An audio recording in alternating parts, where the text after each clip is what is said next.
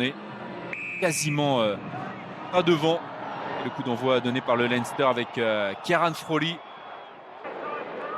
Et comme vous voyez, Manu Buck est le joueur qui a marqué le plus de points en URC cette saison. Il en est à 139. Il va peut-être passer dans quelques instants à 142.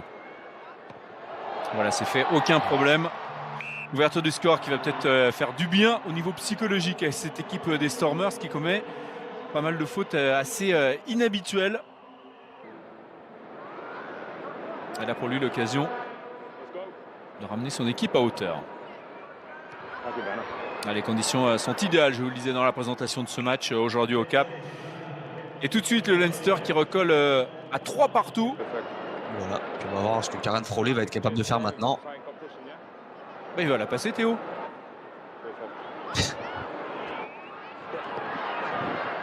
Vous avez l'œil.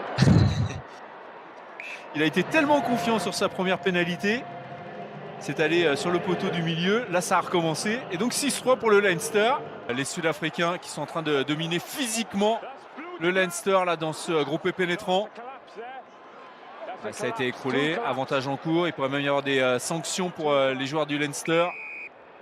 Ouais, il va avoir lieu, je pense. Décide l'arbitre. Il va y avoir un jaune là.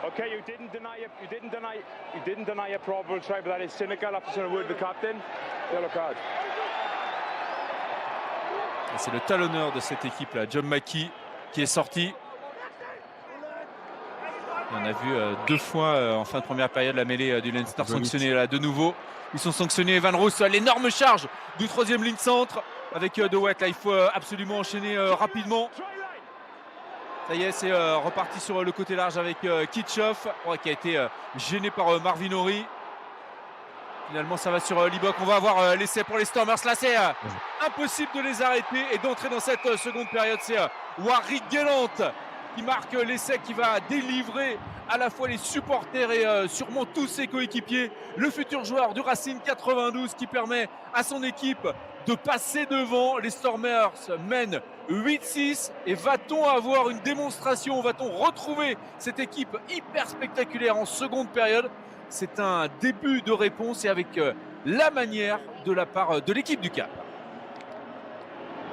Ouais, en tout cas, l'équipe des Stormers qui a enfin mis les choses dans l'ordre avec beaucoup de points de fixation de la part de leurs avants. Ils ont réussi à resserrer cette défense et puis derrière on a écarté avec du jeu dans le dos. Et puis Warwick Gellant qui a été mis sur orbite par une bonne passe de son demi d'ouverture. Manu Libock évidemment avec toute la vitesse qu'arise le futur joueur du Racing. Regardez, bat la course son vis-à-vis, il va planter en coin le premier essai de cette rencontre.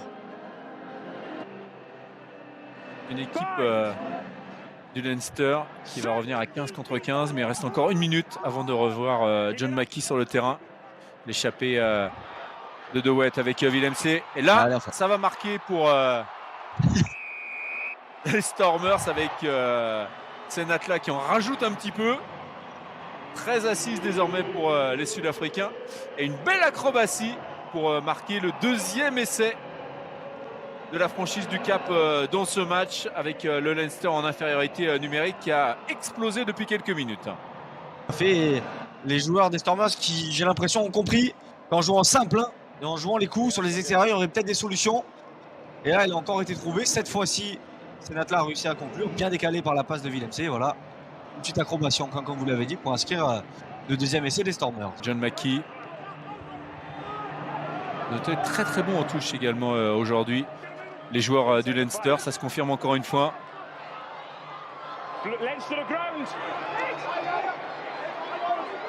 Et on y va avec les avants. Ça pousse, ouais, l'essai là, c'est bon. Ouais, c'est fait.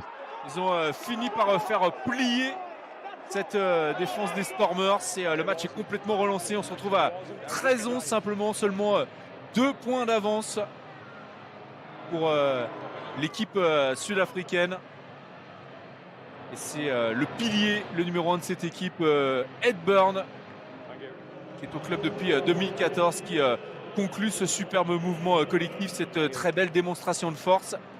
Et attention, les Irlandais se relancent totalement dans cette rencontre.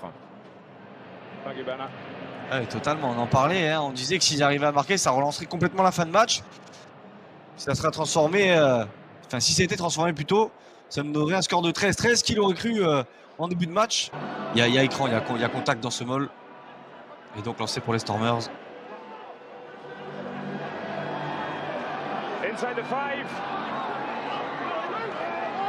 Et ça s'organise bien là pour les Stormers. Attention, on se rapproche de la ligne de touche. On réussit à recentrer un petit peu ce regroupement.